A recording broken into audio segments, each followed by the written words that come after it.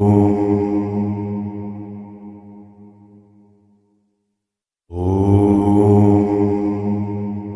श्री राम, जय माता रदी बंधु। आप ऐसे हो किसी फी जानकारी और अप्सरा यंत्र न्यून दाम पर पाने हेतु मुझे लिखे कि मेरे डिस्क्रिप्शन बॉक्स में मिलेगा। नाभिदर्शना अप्सरा साधना आज मैं इस वीडियो में आपको बता रहा हूं, जो कि मेरी अपनी सिद्ध की हुई है। लिखा कालिदास ने नाभिदर्शना अप्सरा को सिद्ध किया था और इसी साधना की बदौलत उन्हें वचन सिद्धि प्राप्त हुई थी। इसी अप्सरा के सानिध्य में रहने के की वजह से वे जीवन भर मस्ती में, उमंग में, जोश में और आनंद में काव्य लिखते रहे। उनके सारे काव्य का लक्ष्य नाभिदर्शना अप्सरा ही थी।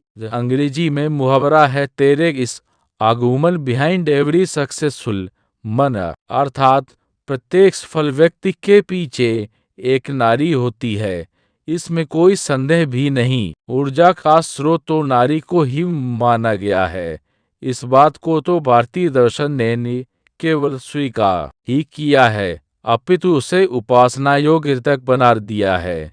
किंतु जहाँ किसी कलाकार अथवा कवि की बात आती है तो यही बात कुछ और भी अधिक विशिष्टता से सामने आती है।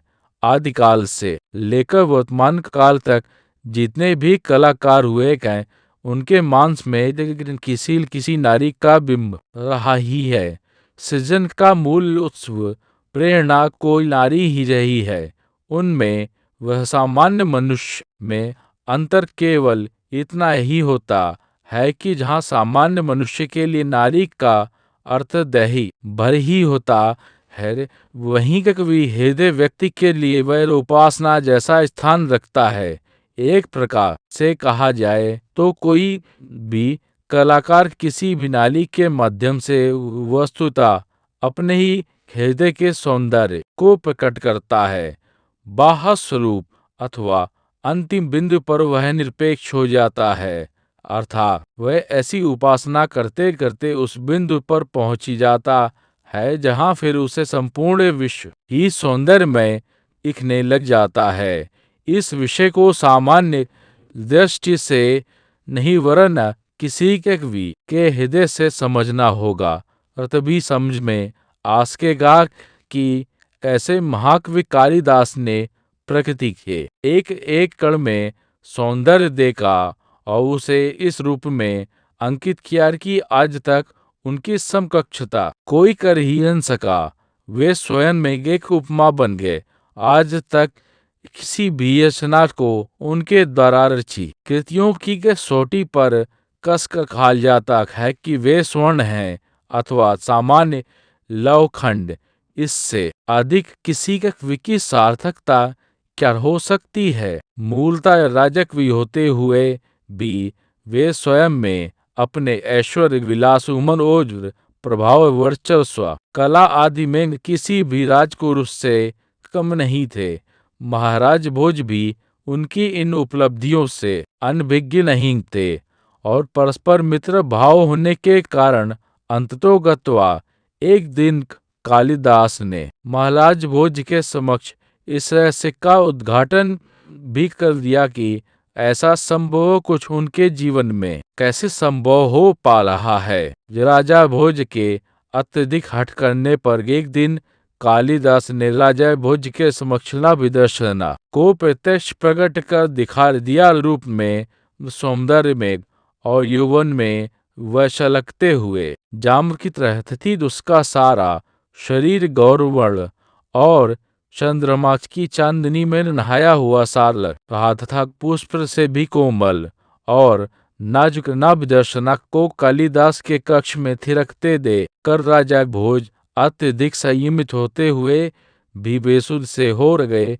उनकी आंखों के सामने अक्षर नाभिदर्शना ही दिखाई देती। वही साधना ग्रंथों में नाभिदर्शना के बारे में जो कुछ मिलता है उसके अनुसार नाभिदर्शना 14 वर्षीय अत्यंत सुकुमार और सौंदर्य की सम्राज्ञी है। उसका सारा शरीर अमर से भी ज्यादा नाजुक और गुलाब से भी ज्यादा सुंदर है। उसके सारे शरीर से धीमी धीमी खुशबू प्रवाहित होती रहती है, जो कि उसकी उपस्थिति का बान कराती रहती है।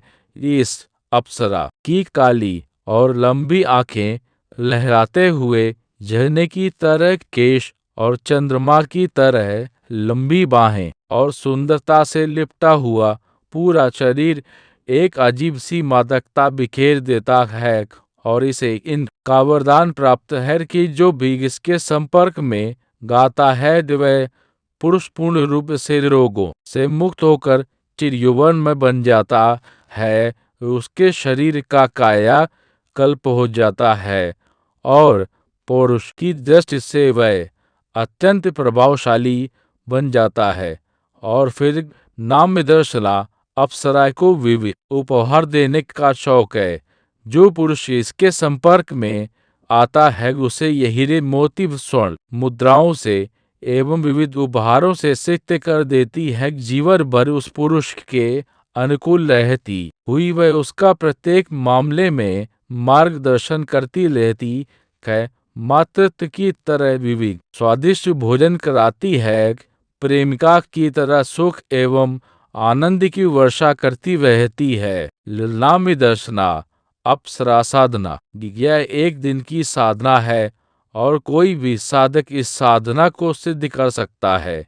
किसी भी शुक्रवार की रात्रि को यह साधना सिद्ध की जा सकती है। इस साधना को सिद्ध करने के लिए थोड़े बहुत धैर्य की जरूरत है, क्योंकि कई बार पहली बार में सफलता नहीं भी मिल पाती। तो साधक को चाहिए कि वह इसी साधना को दूसरी बार या तीसरी बार भी संपन्न करें, परंतु अगले किसी भी शुक्रवार की रात्रि को ही यह साधना करें। साधना समय यह साधना रात्रि को ही संपन्न की जा सकती है और साधक चाहे तो अपने घर में या किसी भी अन्य स्थान पर इस साधना को संपन्न कर सकता है। जो किसी भी शुक्रवार की रात्रि को साधक सुंदर सुसज्जित वस्त्र पहने। इसमें यह जरूरी नहीं है कि साधक धोती ही पहने, अपितु उसको जो वस्त्र प्रिय हो, जो वस्त्र उसके शरीर पर खिलते होंगे या जिन वस्त्रों को पहनने से वह सुंदर लगता हो, वे वस्त्र धारण का साधक उत्तर दिशा की ओर मुंह कर आसन पर बैठने से पूर्व अपने वस्त्रों पर सुगंधित इत्र का छिड़काव करें और पहले से ही दो सुंदर गुलाब की मालाएं लाकर अलग पात्र में रख दें।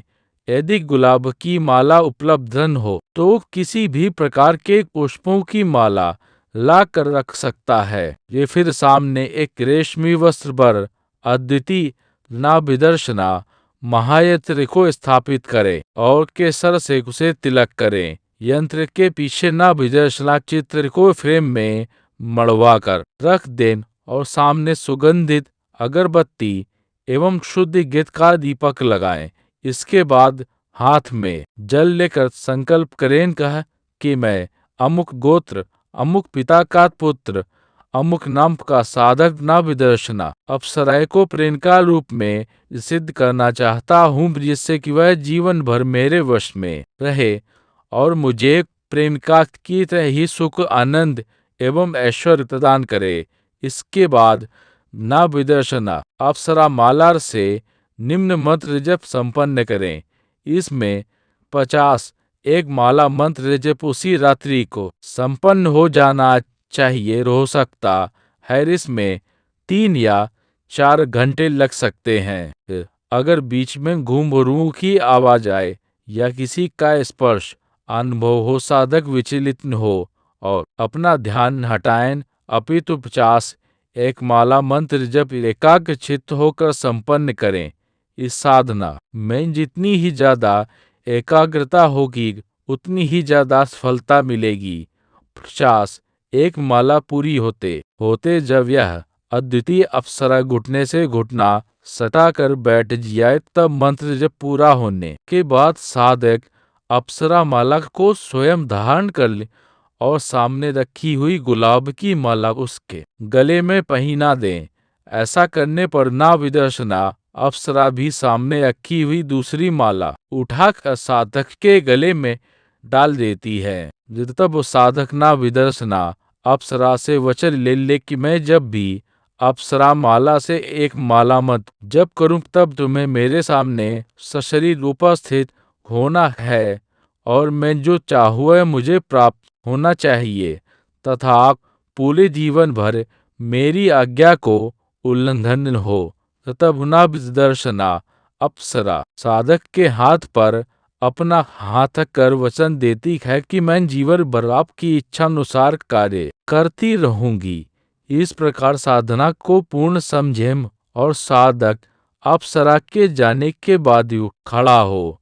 साधक को चाहिए कि वह इस घटना को केवल अपने गुरु के अलावा और किसी के सामने स्पष्ट न करे, क्योंकि साधना ग्रंथों में ऐसा ही उल्लेख मुझे पढ़ने को मिला है। मैंने जिस मंत्र से इस साधना को सिद्ध किया है वह मंत्र है उपरोक्त मंत्र गोपनीय है। साधना संपन्न होने पर नाविदर्शना अप्सरा यंत्र को अपने गोपनीय स्थान पर रख दें और अप्सरा चित्र को भी अपने बॉक्स में रख दें। गले में जो अप्सरा माला पहनी हुई है वह भी अपने घर में गुप्त स्थान पर रख दें, जिससे कि कोई दूसरा उसका उपयोग न कर सके। जब साधक को भविष्य में नाविदर्शना अप्सरा को बुलाने की इच्छा हो तब उस महायंत्र के सामने अप्सरा माला से उपरोक्त मंत्र की एक माला मंत्र जप कर लें। अभ्यास होने के बाद तो यंत्र या माला की आवश्यकता भी नहीं होती, केवल मात्र 100 बार मंत्र उच्चारण करने पर ही अप्सरा प्रत्यक्ष प्रकट हो जाती है।